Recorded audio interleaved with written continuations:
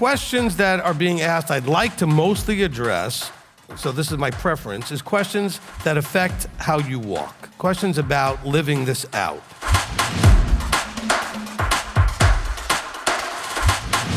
What he's always told me is, tell them that if they're doing what they're supposed to be doing, they'll be where they're supposed to be. But you need a teacher to teach you what it is you need to be doing.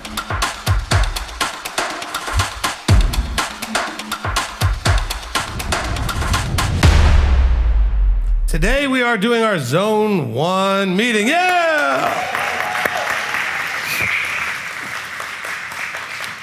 So I've been cramming all week long, ready for your questions. And all right, so here's how this is going to work.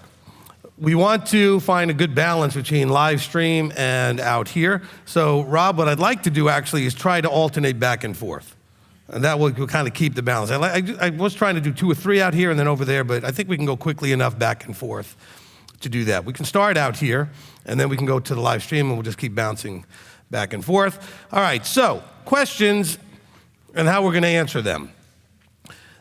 The questions that are being asked I'd like to mostly address, so this is my preference, is questions that affect how you walk. Questions about living this out, all right? I know there's a lot of questions that have always bothered you, like, over here in this obscure prophet somewhere, this thing that was said, whatever. I get that. We can hopefully get to some of those at some point as well. But to be most useful, this ministry has been mandated, okay, given the commission to help you know what to do, how to do it, when to do it, all those kind of things, so that you can live this and walk this out, okay? What he's always told me is, tell them that if they're doing what they're supposed to be doing, they'll be where they're supposed to be. But you need a teacher to teach you what it is you need to be doing. And sometimes it gets a little confusing. So those are the kind of questions I really want to focus on, okay? Now I know that everybody immediately wants to go into eschatology stuff and end time stuff and everything else. I'm going to offend some of you, and I don't mean to, but that is not very functionally useful, okay? There's not a single scripture anywhere. Don't tell me, well, it says he who has ears to hear, and because he's trying to speak something that a teacher could tell you about the behavior of a particular, what they call the assemblies that are in Revelation. That's one thing. But understand, the primary focus is not that you should know when he's coming. What you need to know is that he's coming, okay? And you need to believe that and live life knowing that's happening. Also knowing that he may not come while you're still here. You may pass on before he gets here. And so you should know how that all works, as far as that you are going to do what you can, the best you can, as long as you have breath, so that you can hopefully hear the words, well done, good and trustworthy servant. Enter into the rest of your master. Okay, so one day, maybe he will give me, when I say maybe, because it may be not this happening in our lifetime, maybe I'm not the guy he's going to give that to, the green light to talk about eschatology, okay? I know there's a lot of people out there already talking about it, so if that's really your thing, go listen to them. I have no idea if they know what they're talking about, okay? But you're certainly welcome to do that. I'd love to do it, I don't want you to think I have a personal thing against this. Ask my wife, I love, the better the puzzle, the harder the puzzle, the more I like puzzles, okay? And putting the whole eschatology thing together is just a fantastically tempting puzzle, which lures a lot of people in. A lot of people love that, and they just go in there. And so I would love to do that. But he says, no. They need to be about their Father's business, okay? We need to be about one thing and one thing only, transforming from what we are into what he is. And knowing, okay? Knowing the end time events and whether or not we're in them and everything else doesn't necessarily help you with that. If anything, it could derail it if you end up guessing wrong. Because if you think he's coming next September or whatever, you may live a little differently just knowing that. And what if he doesn't? Then you may live differently because you're disappointed or disillusioned. A lot of people have had that because they've listened to a lot of ministries, promote in huge ways particular dates and things. And it's still happening today. And they've all been wrong. Every one of them, right? Because Yeshua's still not here. And so let's not focus on that. Let's focus on how do I become him? Okay, how do I become him? Look, in Ephesians 4, when it talks about the fivefold ministry, right? The purpose of that, it says here, look, he gave the emissaries, the prophets, the evangelists, shepherds, and teachers for the understanding of end times and being, no, it doesn't say any of that.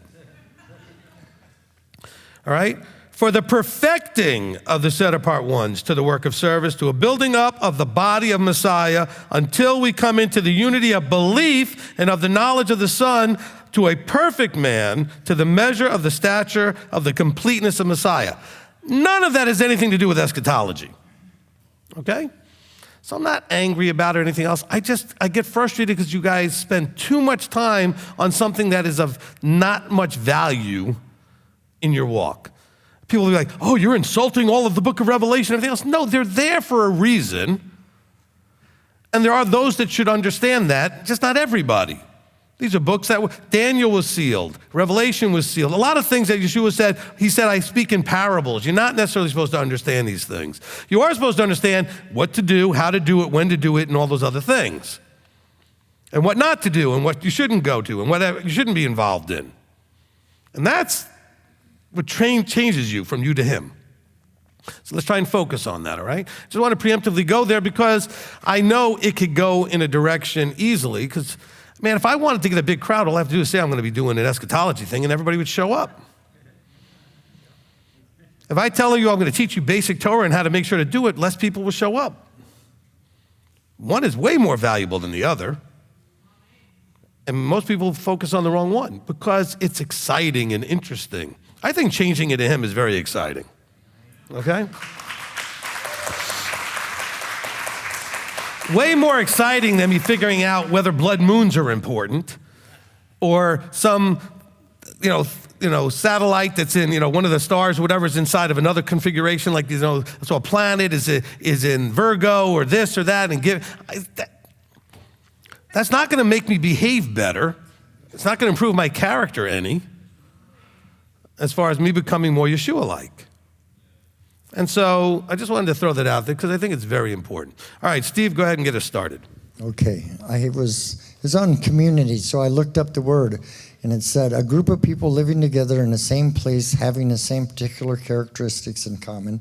And the second one said, a feeling of fellowship with others as a result of sharing common attitudes and interests. So it seems like there's a lot of people coming here with a preconceived idea of what this is, and when they come and they don't find what they think they're going to find, then they leave. So my question is with all kinds of talk of community, what's your vision and your version, Rabbi, of what can be expected in an idea community, and how much of that is up to us and up to you?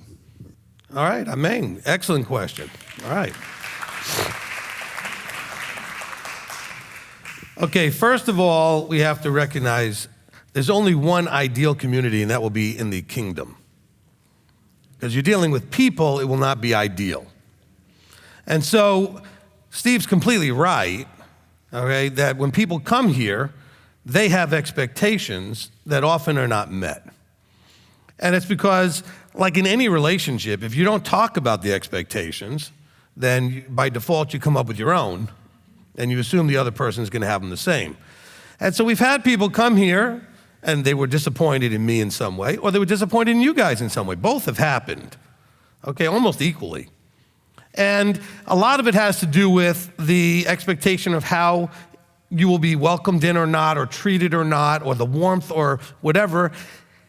And we are missing the whole point of this is human beings who are not used to doing this, doing something that's a little different. Oh, but I was in this other church and everybody was all whatever. I said, okay, maybe that's true. Maybe that is. But you know what? If everything was so perfect, you didn't have to grow it all.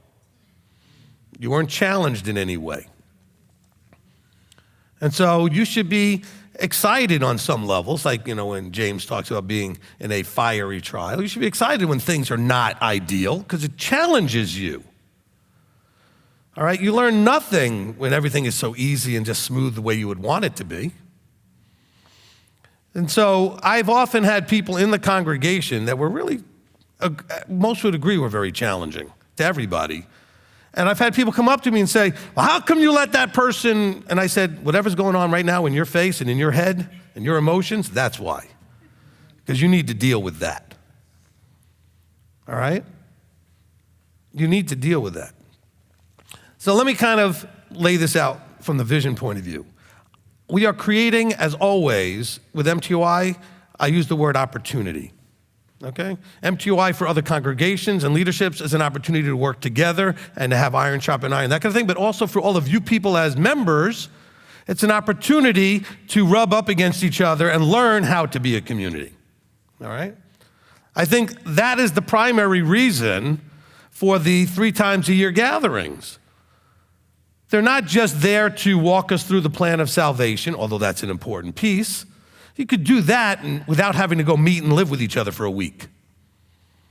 Why have them come and spend a week during Passover and unleavened bread and 8 days during Sukkot, well, 7 plus the 8th day? Why do that? And Shavuot, it's a day, but obviously if people are going to travel to Jerusalem to do that back in the day, you'd be there for more than that. It's to get us to spend time with what we're going to be doing forever, which is living in a community together. Which is why I always refer to it as the forever community. Because we think about being in the kingdom, often we just think from our own point of view. I'll be there, he'll be there, okay, great. You'll be there, Yeshua will be there, the Father will be there, and that's all awesome. Which is great, don't get me wrong. But it's going to be more than that. We're hopeful that all of us will be there. Okay? Yeah. And some of you right away thought, yeah, that's great, except maybe so-and-so might not be there. That'd be great. All right? And we have to get past that. We have to get past that. All right, so let's set the record straight from this point going forward. This ministry, I know people might say, oh, well, that's not the way it always was. Well, you know what? Who cares? We're saying this going forward. I'm not saying it wasn't this way before, but we'll say it going forward. From going forward, this community right here and this ministry is about being welcoming and loving and patient and all the fruit of the Ruach. We're not going to have issue with people that go other places. Because I hear a lot of you notice that people were here and now they're someplace else and like, oh, did you see so-and-so's? You know what? Stop that. I did that. You got to stop that. Okay? They're on their journey. And we would like it to be that if they come here, they should see the difference and want to be here. But if we treat them that way, they're never going to want to do that. Okay?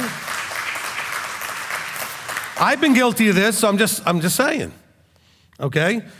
We should be thinking when we see someplace that somebody else saying, boy, I really wish they would come back here and see why this is a better place, why this is where they need to be, why this. And I'm not just talking about from the teaching point of view.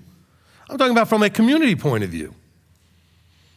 Because we've had people leave. I know a lot of you don't maybe understand this because they said they didn't feel the love from you guys. All of you are very comfortable thinking people leave over me, and they do. But some of them have left over you guys, okay? And that's not an attack on you. You guys are a work in progress just like everybody else. But we need to be working knowing that people are coming here with needs for that love and that warmth and that safe place, and you guys have not done a great job with the safe place thing because you guys still do a lot of this. Okay, you're jibber-jabbering and talking about each other all the time. Can you believe so-and-so? Did you know this? We talk way too much about people, all right? On the hierarchy of maturity, people that talk about people is right towards the bottom, okay? The top is people who talk about ideas. Okay? So, there's on the 3 levels, one of them is talking about events and things, like people talk about cars or this or that, or whatever. They're talking about stuff. Then the next level, I think really below that is the one talking about people, then stuff, and then ideas. Okay? And so let's get to be talking about the idea of the kingdom. And those realities that we're looking forward to, and not about people. You guys talk about people too much. And if you are going to talk about people, make it positive, all right?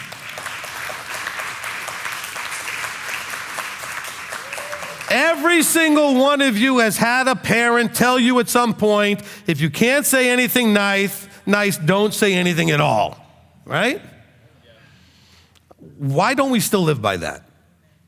If you can't say anything nice, don't say anything at all. And yet, we're just nonstop, okay? And that's why this place does not feel safe to everybody. That's why this place does not have the warmth that it needs to have. And so we're not becoming the community we need to become. And so when Steve said, well, how much of that is from the teacher and how much of that is from the people? Well, my share in it is to be up here telling you what I just did. I have to encourage you that we need to do this and what we need to not do. You guys need to actually apply it. Okay? All right? As we get more people showing up, as we grow, okay? This is only going to get magnified because more people are going to come in with more junk and more stuff and more things that they're works in progress. Okay, all of us are works in progress. And very few of us, even the married ones, okay? Even with your children, almost none of you has an ideal anything. You don't have an ideal husband or wife, you don't have ideal children, you don't have ideal friends, you don't have ideal anything. Okay? So if that's already the case with the most intimate people in your life, what do you expect of the people you barely know? Because we're human beings. None of us is ideal. All right? And so, because some of you are thinking, as soon as I said wives, or husbands, you're like, oh yeah, mine is not ideal. Well, but they're yours. Okay? And you're not ideal either. All right? Nobody's perfect here. Same thing with children. We love our children. They're not, if you would have designed the perfect son or daughter, you probably don't have that child, okay? They may be close in a lot of ways. I'm not picking on them, but if you actually had to design how they would treat you, how they would act, what they would do, and everything else, the same thing with your spouse, same thing with even your friends, because some of you get real frustrated and disappointed in your friends. It's because of the expectation setting. We're expecting way more than we should. And when we don't, well, I'm not saying we shouldn't expect really high stuff, but we get disappointed so easily, and then our feelings get hurt, and then we get disillusioned, we get angry and hurt and everything else, and we leave. And we can't do that and grow like we need to. I mean, we can do it, and then we'll kind of go the reverse. We'll kind of start to rot on the vine, so to speak. We're not going to be going forward and growing. And so this is a negative to our growth. So I think Steve asked a great question, especially as we had a 10-year anniversary celebration last night, and I can remember, starting off with a whole lot less people than were in the room last night just for the dinner, okay? It was a fantastic Erev Shabbat with the family together, celebrating 10 years together, but there was over 200 of you. Well, we started off, our congregation sizes were more like 20 and 30. And so there is a gathering happening, but yet, what are we doing once we get here? Are we seeking out to help everyone feel welcome and loved? Are you especially seeking out people that normally don't make you comfortable so you can learn to be comfortable with different people? All right? Something that I learned in personal development and in sales, etc., is that people generally love themselves the most. In other words, I don't mean it from a selfish, narcissistic way, but they love themselves the most. So meaning, the more you're like them, the more comfortable they are. So if you like similar music, if you like similar, movies and books and this and that, similar food, the more similar you are to somebody, the more you feel comfortable with them. Okay? And so we have to learn, though, to be just as comfortable with people that are more different. I mean, if you notice people hanging out together after they've been here a little while, they tend to be groups of people that are similar in some ways. And I'm not talking about just like skin color or gender or some other thing, but it has to do with likes and dislikes, and they are attracted to each other because they feel more comfortable because they have the same things to talk about or feel the same way about them. More it's about feelings. All the people that don't like certain things or certain people, they all kind of hang out together. They all don't like the same person. This is not the way to do this. Okay? That's just not the way to do this. You should have one little part of your vision always looking out for somebody to invite into whatever little group you may have and help make them feel welcome, all right? You have to do things because it will bless other people. Look, some of you noticed today I went out and I danced to Arise and Shine. I did that because I know it makes the dancers happy, and now that Sarah Beth is back, I hadn't done that since she was back leading the dance, and I knew it would make her happy. So I did that as a giving thing, okay? Otherwise, I wouldn't have come in to do that, all right?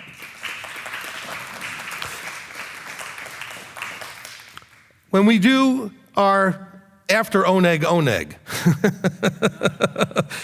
you know, a lot of us still after Sabbath services, then we eat, and after that, we hang out long enough to go out and eat again. I really generally, nothing personal, you guys, I don't like to do that. I've already been with people all day, done all these things, and I'd rather just go do my own thing. But I go to that because it will make somebody else happy. If nothing else, my wife will be happy, okay?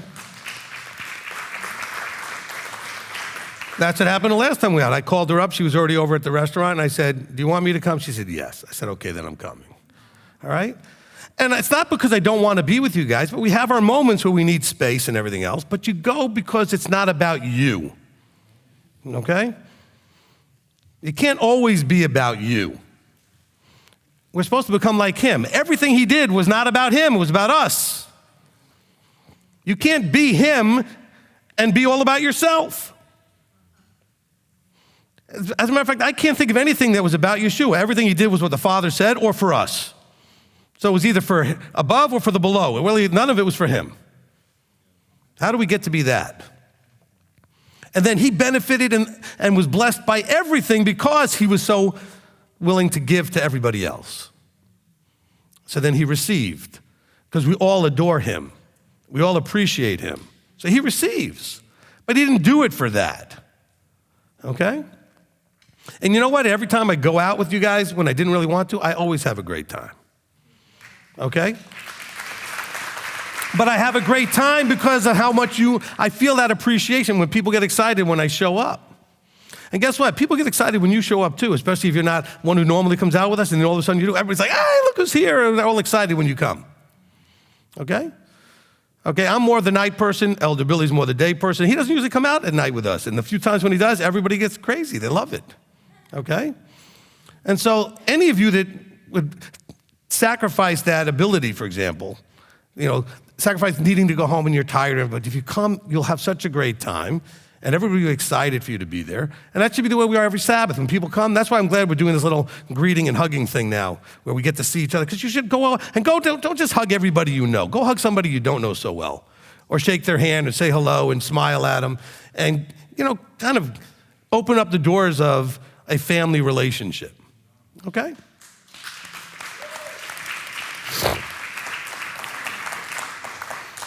Because it's always easy to go up to your friends and say, oh, Shabbat Shalom, and you give them a hug. Okay. Or you shake their hands or whatever you're comfortable. Not everybody's comfortable giving hugs. I understand that. All right? But do something to help somebody that you don't normally talk to know that you're aware of them and that you're glad they're there. That's really what we're looking to do. Hey, I have seen you here before. You've seen me. And you know what? I want to acknowledge you and say Shabbat Shalom, and I'm glad you're here. Because all of you, if any of you gave the other people in here a chance to get to know them, all of you are awesome, okay?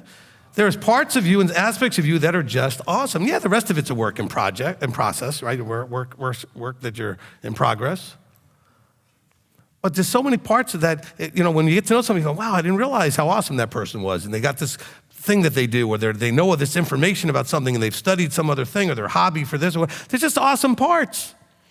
But you won't know it if you don't spend time getting to know each other. Oh, but I don't really like, oh, you know what? Then you're in you again. You got to get out of you. To be him, you got to get out of the inner focus. Okay? So when it comes to community, I need to be up here encouraging it, and you guys need to be getting outside of yourselves and focused on others. All right? That's the only way this will work. And stop talking about each other in negative ways. Just stop it. Because you guys especially, you'll go on Facebook, you'll see somebody's post, you'll read everything you want into it and go, can you believe they posted? Who cares? And by the way, if you come up to me, I know a lot of you get frustrated because I literally say, who cares? And they look at me, what do you mean, who cares? Well, why does it bother you? But they're doing, that's their job, their life, their thing, their choice. Don't you want them to be here eventually? Here meaning the body, not just, necessarily here, Beth Shalom, but don't you want them to be in the right place, doing the right things at some point? Well, then stop being so negative about when they're doing the wrong things and the wrong choices. We should want everybody to make that teshuvah and turn it around and get where they need to go. Okay, that's very important. So I'm glad Steve asked a great question. Okay, Steve asked a great question. Let's never forget that the whole point is the forever community. Okay? All of existence is what it is because the Father and Son wanted people to live with forever. Okay? That's it. Bottom line, simple. Okay? They wanted this to be forever. But they didn't want us to come to forever with all the mess. And so they give us this world and this life to clean that mess up, which we're really not doing a very good job with. And part of the reason probably is you're spending way too much time just sitting in front of your phone or your computer or your TV, just numbing your mind and escaping from dealing with stuff. And some of you are thinking, well, there's only so much I can study the Bible. I'm not saying you need to study the Bible all day long. You need to be working on you. Okay? You do study. I know you study, and you listen to teachings and you read. That's fine. How much time do you spend working on you? Growing you. Some of us go to a gym. Okay? That's working on a physical body. And you make time to go to the gym. But what about making time to work on your mind and your heart? Do you spend time working on both of those like you do on the gym? You need to be working on both, in life, there's things that you experience and it somehow leaves an indelible mark, like a memory. I remember reading a book as a young teenager, and the hero of the book, as his discipline was that he spent an hour every day working out and doing physical things that keep his body in shape, and an hour every day working on his mind, reading stuff that would help him to grow. I thought, and this is the main hero of the story. I said, that sounds like that makes a lot of sense. And you know what? I don't do it. I've known this for 50 years almost, and I don't know why I don't do it. Now, I do part of it. I do much more of the mind stuff every day. Every day I get at least that hour in. I'm not doing the body stuff like I need to. But we need to work on our health, our physical body, and our minds, which will work the spirit as well, every day. You need to be in the Word and vertically connected, working on the physical, all those three aspects of you. Your mental, emotional side, your physical side, and your spiritual side. You do that, the community will automatically get better. Okay?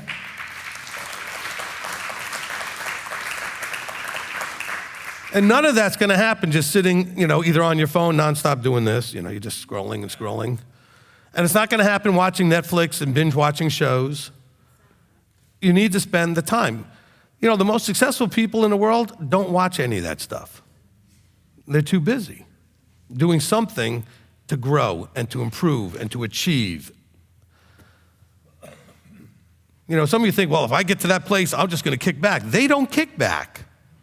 They never kick back. They don't understand what retirement is. Why would I retire? Well, we only want to retire when we hate what we do. Figure out something to make a living that you like doing, you won't want to retire.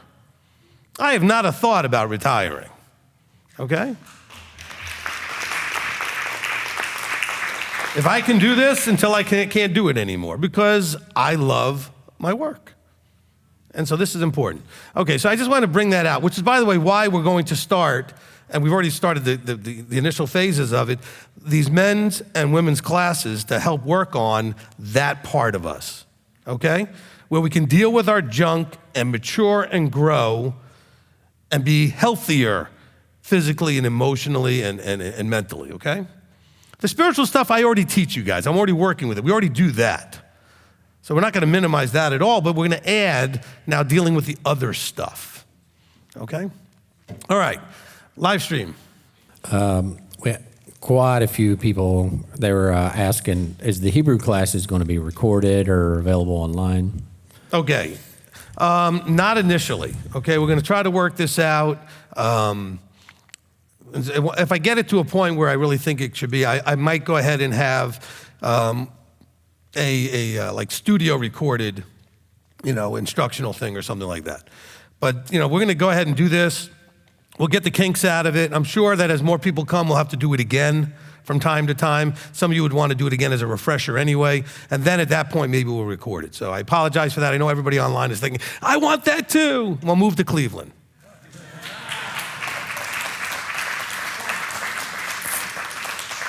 You got a few weeks, you can get it done. Move to Cleveland. Actually, we used to do this, and maybe we will, by the time we get to Passover. I used to do this at the feasts, okay? Back years ago, we did this at the feast. I did the Hebrew basics class. We did it for a couple of days in a row, and people really got to learn the basic pronunciation of the Aleph Bet and the Nikudim, which is the vowel pointings, and we had that done, over a week of the feast. And so I did this many feasts. I don't know. Do you guys remember that? All right? Because I've got one family here that remembers going back that far. But we used to do this at the feasts. So maybe I could put that in the schedule by Sukkot coming up or something. Then we can have that worked out. Or even at Passover. Because I think I left myself some slots where we could do certain things. All right? Anyway. So was there any other question? Go ahead and ask an actual question, though. Okay. From Sandra L. says, you say we should cut off the fat around the steaks and such, so we are not eating the fat. But can we take that fat and cook it to try and use as some cook things in basically as a oil, render it for oil? From my best understanding, that is not a wise thing to do just from a health point of view. I don't think you want to be eating that. But no, I wouldn't be doing that. Okay. Now, you can't, when I've talked about from a kashrut point of view, it says not to eat the fat. Now, we're not talking about the fat that is already in the meat. We're talking about the fat that wraps around organs, the fat that is not inside, because you can't get all the fat out of meat, okay? So we're not talking about that fat, but we're talking about the fat layer that would have been around the organs, okay? And so that's what you weren't supposed to eat. Okay. Janet. Shabbat Shalom, Rabbi. Shabbat Shalom. Rabbi, you always teach us about personal development, and at times we've quoted Earl Nightingale, and one of the things that he said was we become what we think about most of the time. And I remember you also said way back that whatever you teach is really coming from here. So I was thinking about Matthew 8:13, and it's really about healing. But the words from Yeshua, he said, "Go and as you have believed, let it be done for you." So it made me think about believing, right? Believe your thoughts, your mind, renewing of your mind, and then Philippians says, whatever is true, whatever is noble, and all that. Think about those things. So my question to you is, do you see any connection with people who there's always something going on in their life, like always something negative. If it's not, it's something else, and they always keep talking about that. And you said, well, there is chance, but there is also He allows. But I wonder if sometimes it feels like it's so much, like there is always something negative. So my question is, do you think that there could be a connection with any of these verses and what you teach us about the renewing of the mind and all that, like thinking negative, and maybe seeing that in your reality happening? And I don't know if you have any thoughts or anything about that. Thank you. There's not a single thought in my head. No, okay, so, no, all right, so this is a really good question. So first of all, the point is not that we tend to experience what we think about, because you can think about lots of things. We tend to experience what we focus on, okay? Because then we're thinking about it a lot with a focus. All right, so it's got to be clear. So I don't want you to be afraid that any thought then somehow, comes around and manifests in some way. Okay, but we do tend to manifest in our lives, and I'm not saying this in any new agey way, that which we focus on, because the more we focus on it, the more the inspiration and thought that may come in your head, we act upon it, as opposed to if we don't focus on it. And that could be good or bad. This is why we talk about the instruction that Yeshua said, where he says, to lust after a woman is ultimately going to lead to adultery. Even though, so he says, yes, you've heard of old, don't commit adultery, but to even do this is a problem. And the reason is because if you are focusing on, eventually an action will come about, or opportunity will come about, and then the action will come about. Because it's based on not just a thought, but an embraced thought, a focused on thought, a habitual thought, okay? And so what also is a very important part of this, and at some point I'm going to do, we'll call it a Messianic boot camp of some sort, but it's not about Torah so much about personality and people and understanding how our brains work and how we work.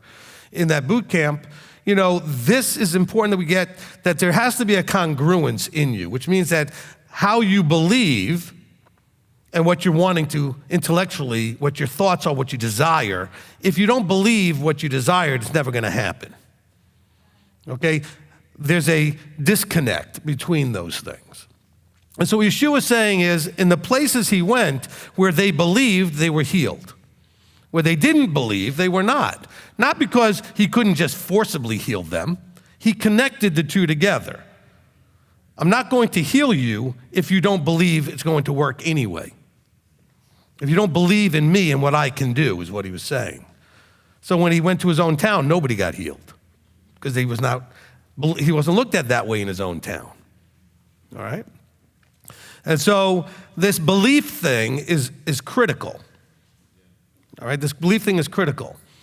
You may want to make more money, but let's say you have a belief that money is the root of all evil. That's not what the verse says, but let's say you believe that because people have said it to you your whole life. So now, inside of you, you're afraid to actually have it because somehow it's going to cause all this evil, okay? And so you have disconnected a desire with a belief. See, a lot of you struggle because you know and desire to be in the kingdom, but you don't believe you can do it. There is a motivational person out there. Well, was it one of the great writers from of old who made the statement, basically, whether you think you can or think you can't, you're right. Okay? And I don't mean just the thought of it, but the belief. If you don't believe you can do something, then you can't do it. So when I say to somebody something, they say, oh, I can't do that. Well, then you're right, you can't. Of course, if you thought a different thought, then you could. Because the only thing holding you back is you. Okay? And so this is all part of the growth into the kingdom as well. If you don't believe you can transform into him, if you don't believe you can hear the words, well done, good and trustworthy, if you don't believe you can repent fully, transform and change and make teshuvah, you're not going to do it. You're going to trip it up. See, the beliefs have to all match. There's a very, very commonly used story about the pro golfer who was playing in one of those opens where, you didn't just have to be one of the professionals, but this guy was like the local pro at the golf course. And so he got into play with these big name guys like the Tiger Woods and all those guys.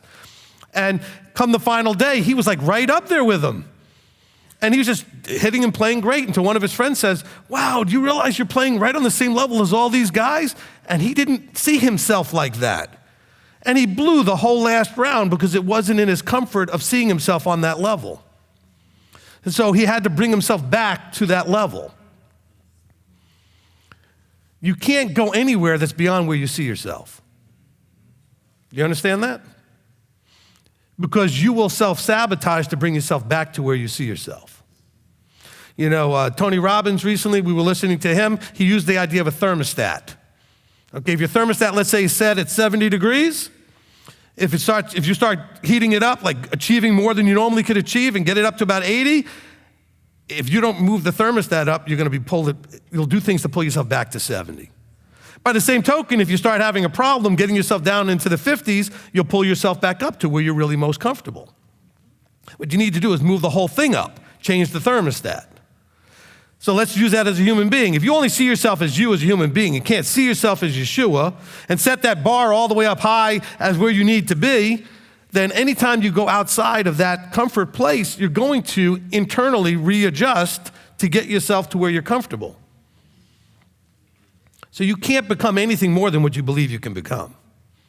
Of course, you could become anything if you change what you believe. Do you understand what I just said? And you have to be able to do this to be able to become him. Oh my goodness, you are so not him. Okay? I'm not trying to pick on anybody. We are just not even close in so many ways. But he says, if we believe it, that we can be him. But if you don't believe it, it ain't gonna happen. All right? You're going to self-sabotage. I also believe, and I think this is part of what Jana was talking about, years ago there was a movie that came out in a book called The Secret, and it talked about the law of attraction. And I had people commenting all over the place about how this was like anti-God and it was without, it was all secular and everything else. And I said, nonsense.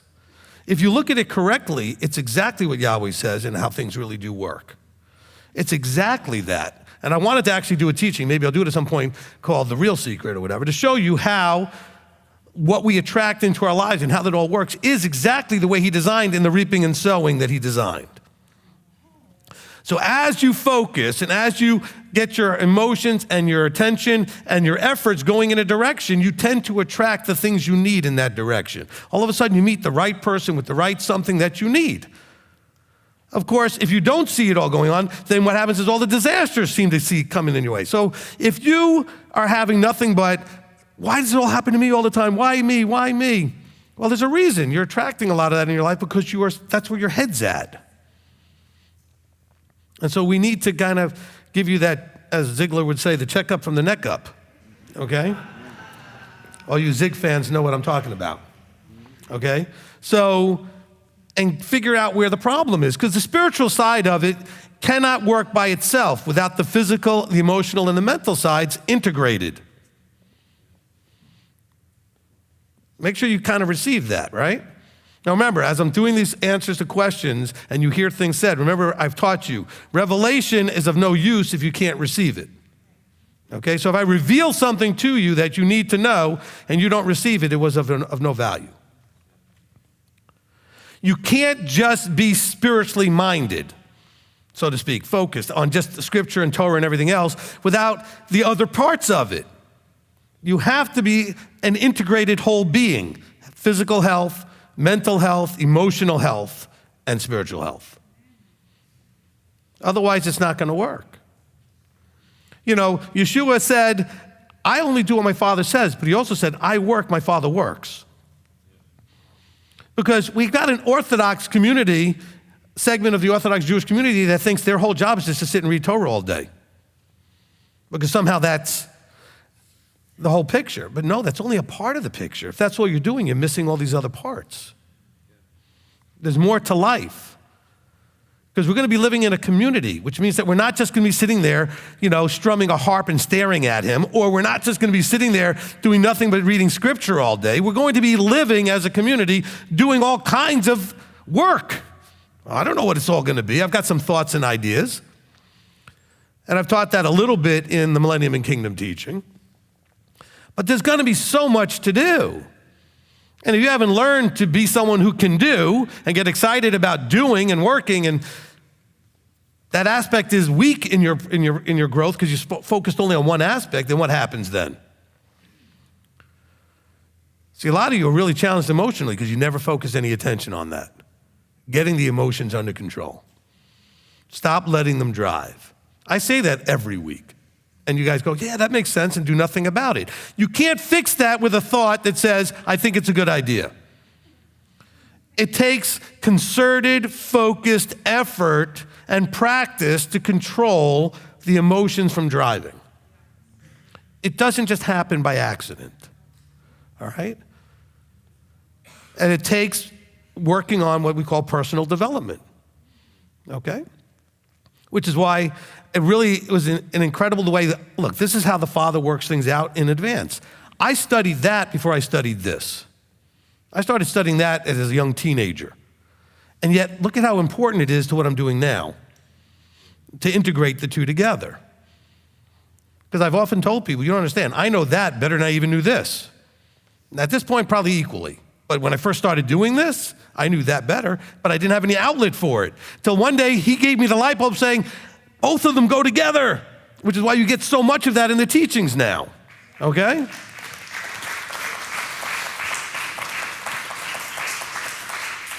And I'm hoping at some point, 10 years from now when I finish the evil teaching, as Uncle Bob joked, when I finish that teaching, and I think the one on sin, I would like to at some point go to Genesis 1 and start going through all of the people that we interact with and show you where they were in their personal development and why they made good and bad choices because of where they were in their growth as a person. Okay? So you can see strength where it's actual, true, proper strength. Where you can see weakness, and you can see the fruit of both of those. Because, I know I talk about often that the book is a story about fear and doubt versus trust and belief. It's also a book to watch the battle between weakness and strength. Because you have to be strong, not physically, but you have to be strong inside to go through this journey.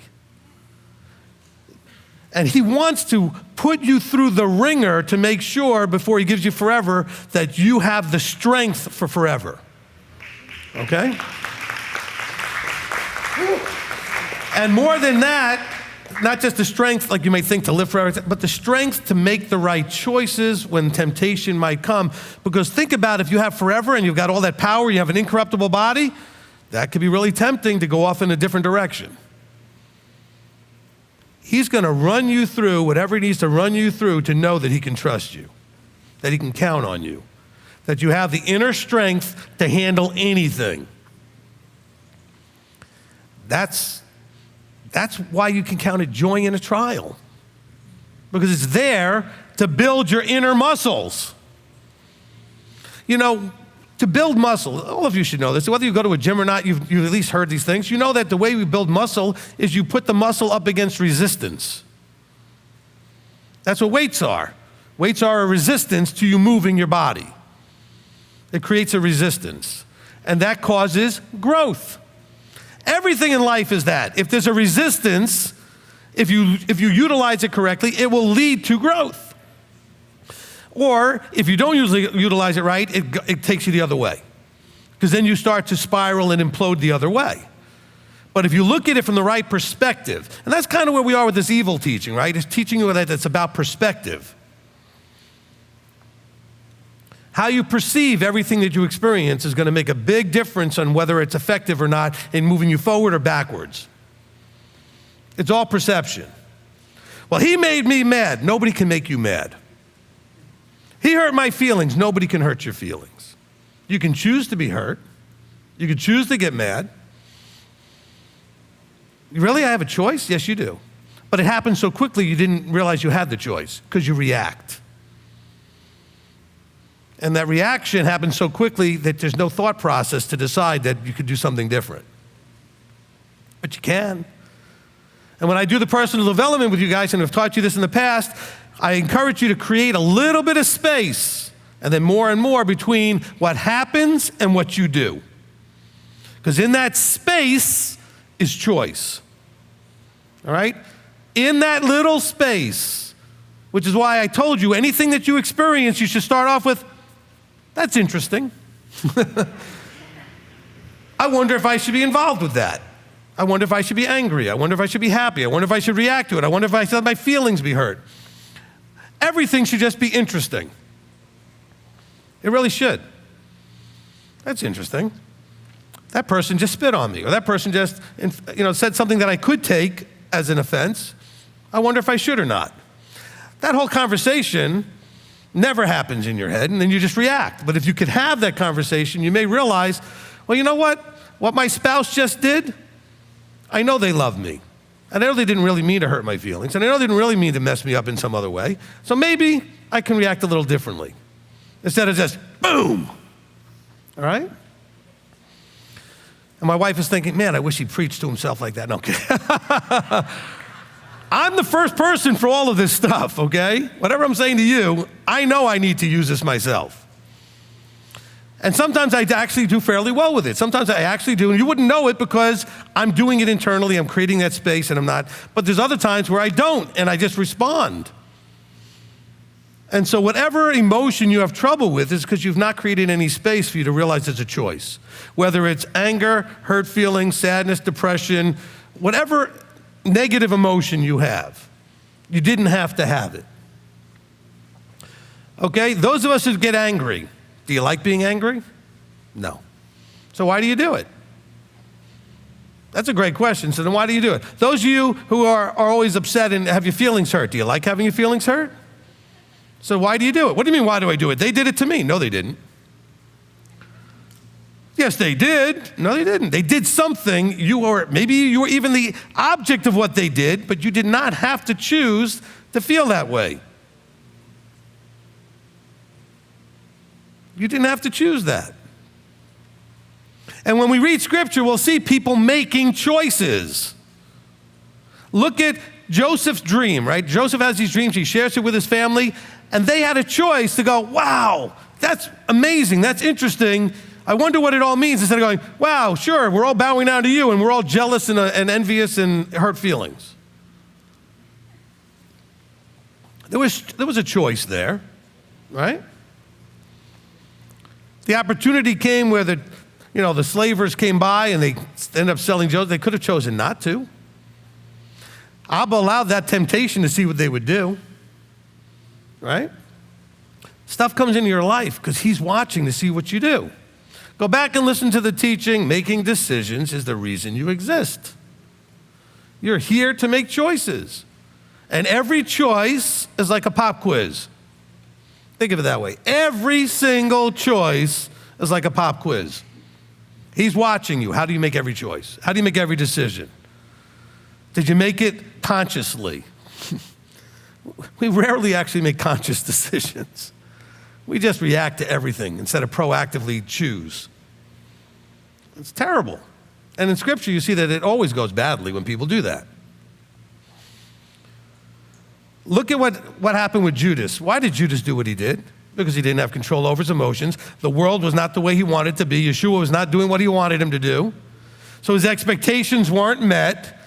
And then he imposed himself in the situation. The first question you should be asking when I said, when you look and see something's interesting, is ask the question, do I need to respond? If Judas had said that and realized the answer is no, this is not mine to do. If Yeshua is the Messiah, that's between him and the Father. This is not my thing to do. But you get that way with your spouse, with your children, with your coworkers, with your employer, whoever it is, your employees, where you sometimes often involve yourself in stuff you shouldn't. We're not going to be a community like that forever. We're not. If you think that's going to happen, realize those people are not getting in. Because he's not going to give forever to that mess. If that were the case, why wouldn't he just do it now? We're already there. We are already that mess. So what is he waiting for? For us to grow up. Physical maturity happens to you no matter what. It just happens to you. The other two you have to choose. Spiritual maturity and emotional maturity. Intellectual maturity, right? To be able to, and really it's the emotion and the thought process, the mind. The mind has to mature. And we're still sitting there with diapers and our thumb in our mouth. I'm not trying to be insulting, okay? I change mine every day. We all have to grow up, okay? We have our moments. All right, where was I now? Who's next? Back to the live stream? I forget who asked that question. Janet did. Okay, so.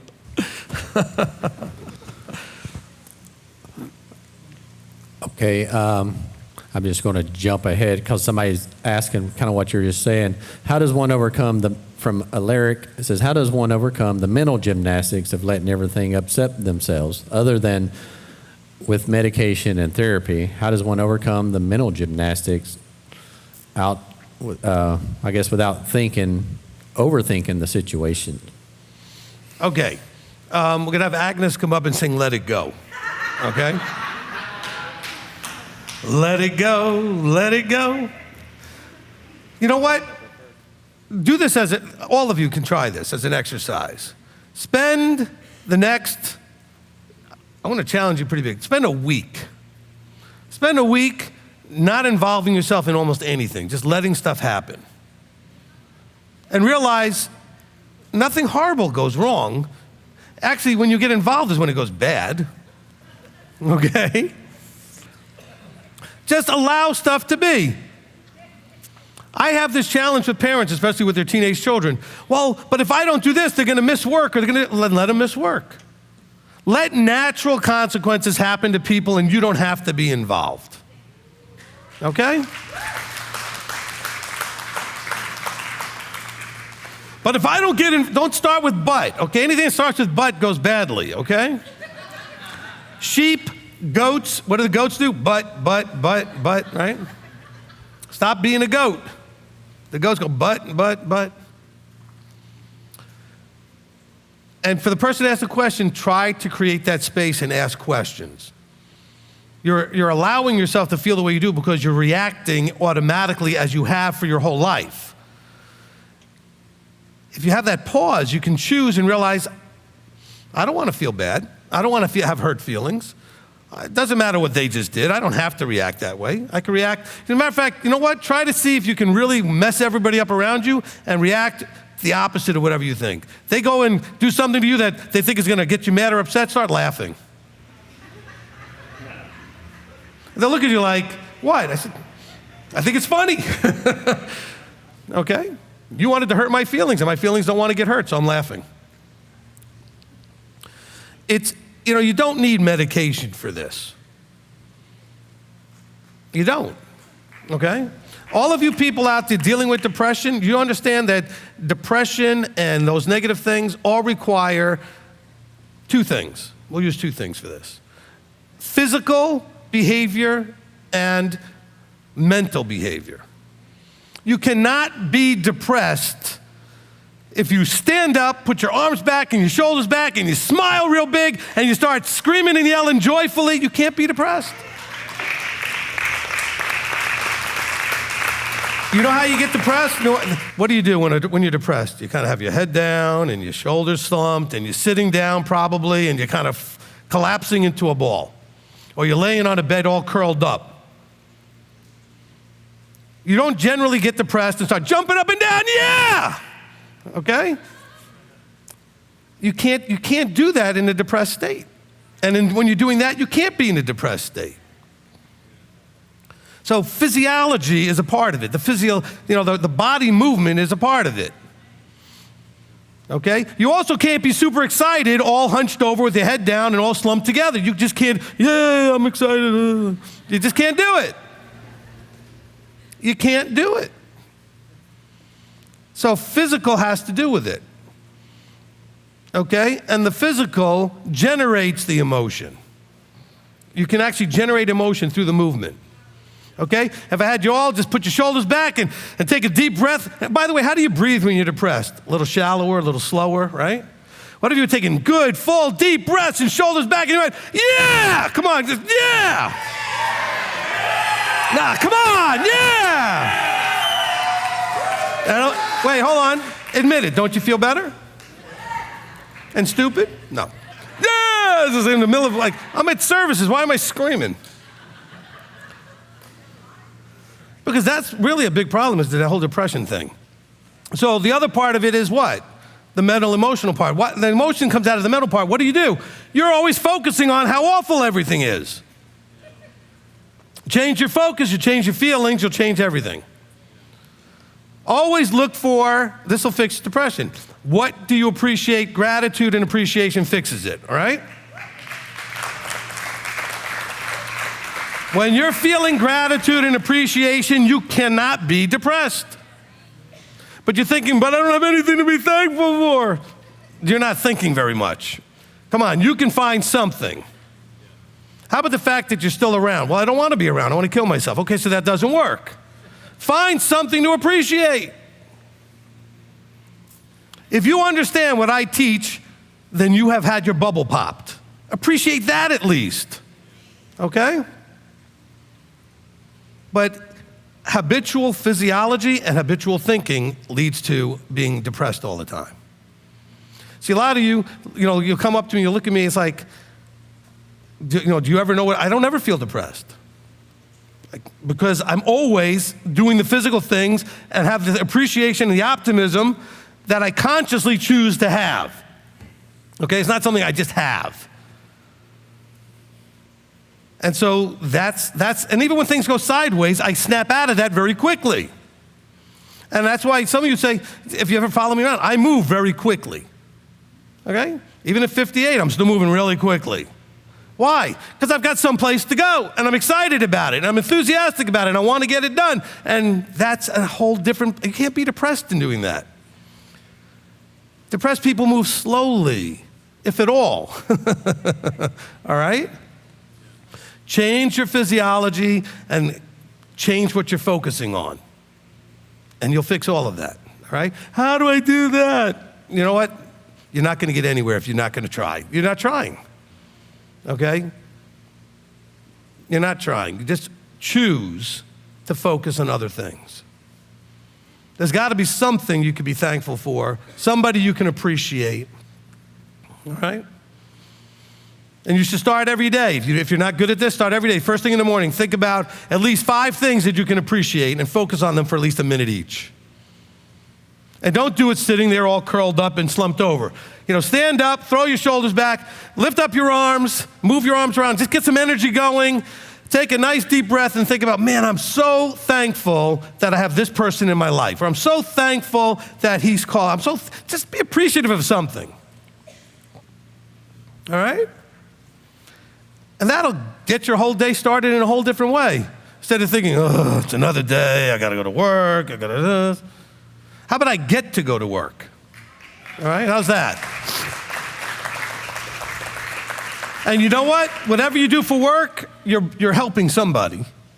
If you're making a product, somebody's gonna benefit from it. If you're actually interacting with people, you're helping somebody, you're serving some. So be excited about your chance to do something that'll help somebody else and make them happy. I wish more people were doing that, because I'll go to restaurants and people look at me like they hate their jobs. The people you interact with should never think that you hate your job. Why? You would not like coming to me if I treated you like, oh, I got to deal with you again? All right? Now, don't get me wrong. I do that sometimes and then laugh because I make a joke. All right?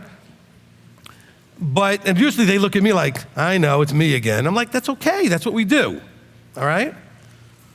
But you have to be excited and enthusiastic. I don't know how to do that. Just do it.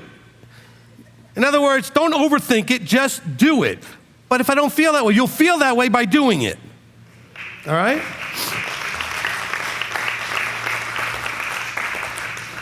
Anybody's ever gone to the gym, you know there's days that you went when you didn't want to go. You had a great workout anyway because you felt like it after you got there. But you went anyway. So I don't know how to feel good. So just feel good anyway. Okay, here's a game you can play with yourself. You can ask yourself this question. If everything was wonderful, how would that feel? And try to feel that feeling. How would I sit? How would I breathe? What would it be like if you really were excited? And just do it. And you'll feel it. And it will all launch from there. All right? Otherwise, I'm coming to your house and screaming at you in the morning, let's go! You can do this, Record yourself saying that and play for yourself in the morning. Whatever, just got to get something that lights you up, because we're going to have only enthusiastic people who are excited about life in forever. Okay? And I don't care how depressed you are right now and how not that you are right now.